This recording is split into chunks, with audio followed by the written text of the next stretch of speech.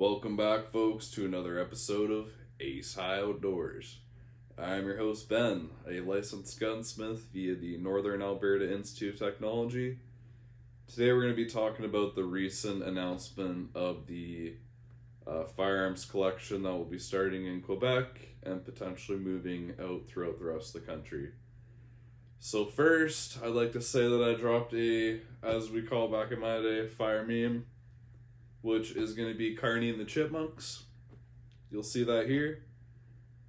And I'm going to be doing a limited t-shirt run, and that's going to be for the next 2 weeks. And half the profit from that t-shirt is going to be going directly to the CCFR to help us with this fight to retain our firearms rights. So with that being said, let's dive into the video. First, I'd like to thank Ian Runkle for making such an excellent video just after the recent news released with some of the caveats and interesting information.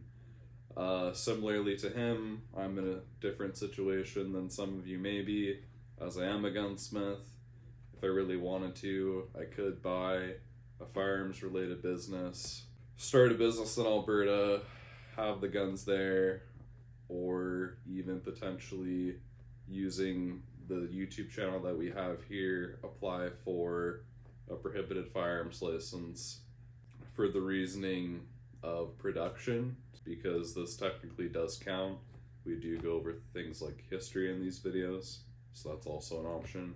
And then of course, if it really came to it, I could just do the deactivation myself and there'd be no issues there. So I'm kind of unaffected from this. Some of you may not be. So I guess first we're going to say to the people that are mass non-compliance, I will not comply, kind of rhetoric, posting such things like that online. Though it may help you to feel tough, all you're really doing is kind of outing yourself and putting yourself out there, sticking your neck out there. I personally won't suggest doing that, but it's all what you want to do. I mean, similarly to what Ian said, they have no problem breaking into your house, shooting your dog, if you decide to not comply after October 31st. As some of you may know from other videos, I have been shot before, have almost died. Being in a gunfight is very shitty. I would not suggest doing it unless you know the potential consequences.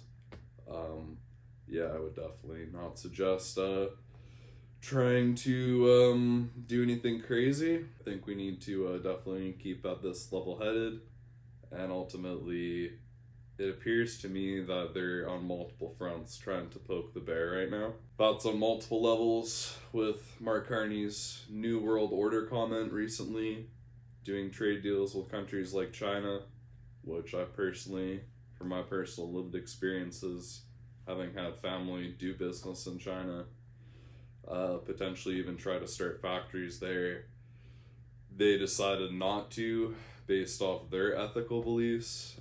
It's just not a kind of country that you want to deal with. You'll end up having all your IP, all your molds, all your stuff taken, and they'll dangle your ass off a bridge. So that's not the kind of country that I'd really like to be doing business with. No offense to Mark Carney. So with that also being said, he's now also going off trying to now ban recreational fishing for things like salmon in the ocean on the west coast of Canada. It's going to absolutely destroy probably 9,000 plus jobs. He's destroyed the recreational industry in Canada for firearms, sport shooting, and hunting with all these regulations he's implemented. I can't tell you the amount of businesses that have gone under in the last 2 years that I used to deal with frequently, and the ecosystem is getting smaller and smaller. And the kind of people who are left are the people who were first to the table, who had long family lineage within the firearms community in Canada from 50s, 60s, 70s, or people who are running very small businesses in places like Saskatchewan and Alberta that have low overhead, that are more friendly to firearms laws, that don't have municipal issues. But other large places that were staple gun businesses in Canada have gone down because of this. If I had to guess, probably 18 to 20,000 jobs will be lost because of this, and have already been probably lost in the past if I had to take a wild guess. So I guess with all that being said, with the gun ban, everything else, there's multiple things colliding at once.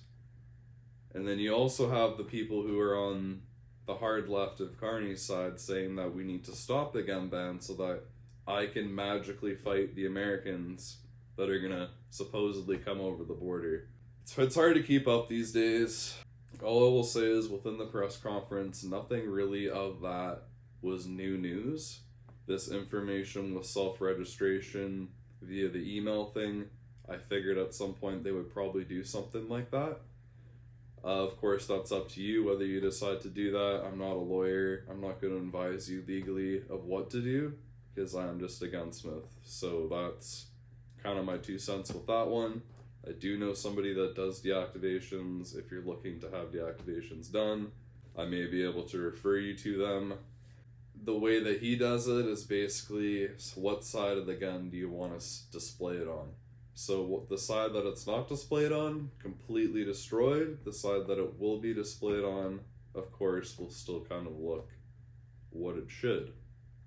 Notably though, as you've seen in some of my other videos, I have an M2 carbine, of course, which is a deactivated version of a fully automatic M1 carbine that was made in 1945, in the Second World War, by General Motors.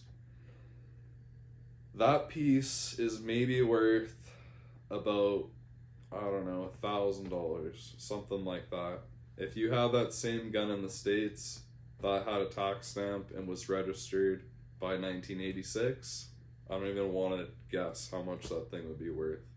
A lot of the collectible value of these historical items is ruined when they're deactivated, so it's really unfortunate that people are doing that. In some cases, if you have somewhere like a museum that's willing to take these things that do have a prohibited license, it may be better just to give it to them in the meantime, or find a way to have them kind of have it signed over to them. I'm not totally sure how that would all work legally, of course. Don't refer to me for that. I guess with that all being said though, the amount of provinces that have actually signed on, we just have Quebec. So you're gonna hear Wob Canoe here. I understand your affinity for hunters, but why be not okay with a buyback for assault rifles? What are assault rifles used for other than collecting? We're not going to be participating with the federal government's gun buyback program.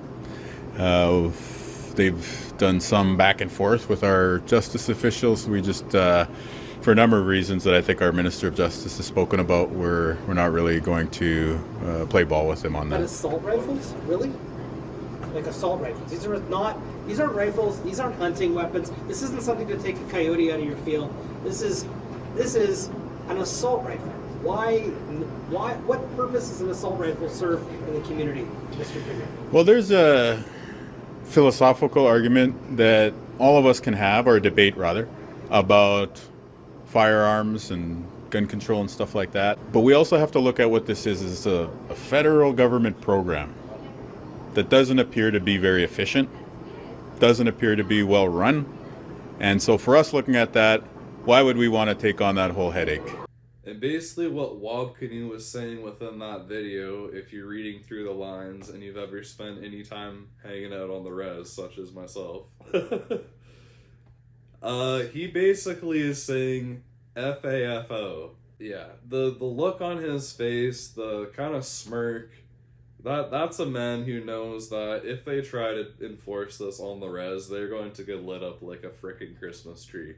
If you try and take the First Nations guns, like, holy frick, like, you gotta understand that in some of these communities, there's not a whole lot to do besides go out and go shooting, go F around with guns in the forest, whatever.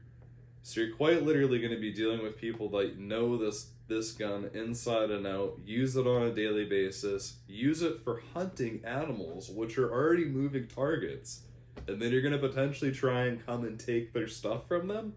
That's the look that Wob Canoe has on his face, is, I would really love to see you try. So we'll see how that one goes down. That's all I gotta say to that one. as you can see, they're going full force. They don't care. Big Gary's in charge. He's laying down the law. Yeah, no matter what we're gonna do here, we just have to stay strong, stay united. Of course, refer to people like the CCFR, people like Ian Runkle, that have more behind the scenes knowledge than somebody like myself, and kind of make that decision for yourself.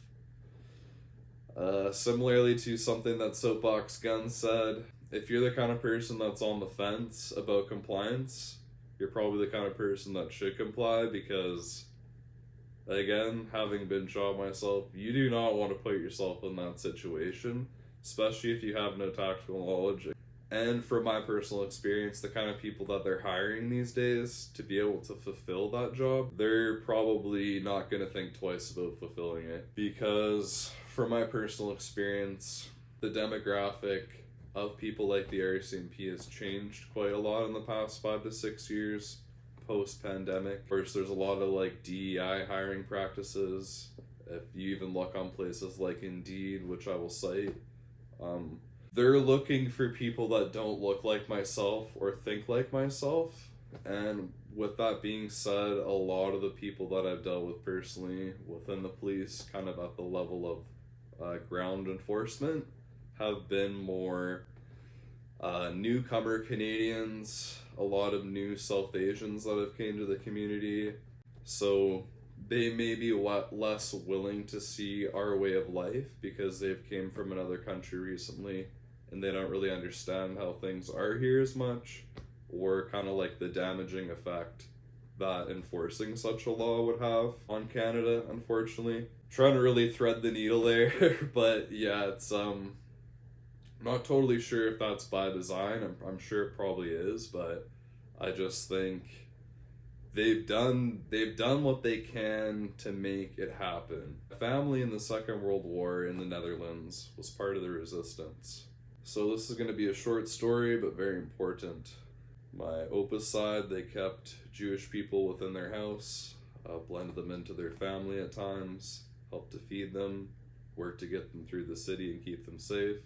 And then on my Oma side, before the Germans invaded, they had noticed beforehand that any things like vehicles and such would be confiscated.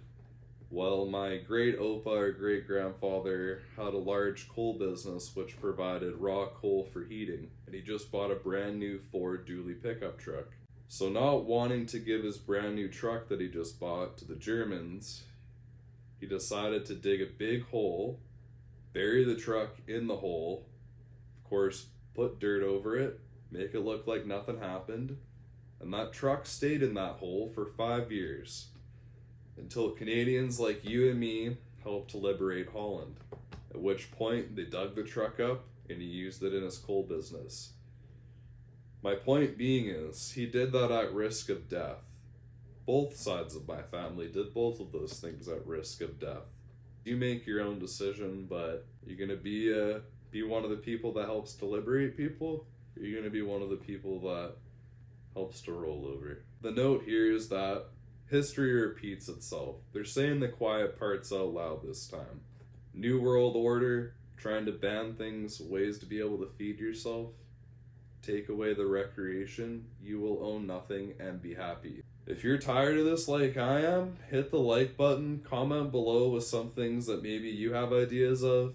All I will say is that I really hope Carney's time is soon to come to an end, and that we can all get over this, because I think everyone's tired of it. Everyone from every side. No matter what premier you are, no matter what province you're from, no matter what kind of voter you are, this rhetoric needs to stop. And finally, I'll say, my predictions, personally, I believe that Quebec will end up following through with this. They'll take every gun from every Quebecer. They already have a registry that's a backdoor registry in Quebec. They never got rid of the gun registry, so it's going to be the easiest province to implement this. Once that's done, they'll probably abandon it. That'll be Natalie Prevost's little cookie, and we'll all move on with life. Thanks, guys. That's been another episode of Ace High Outdoors.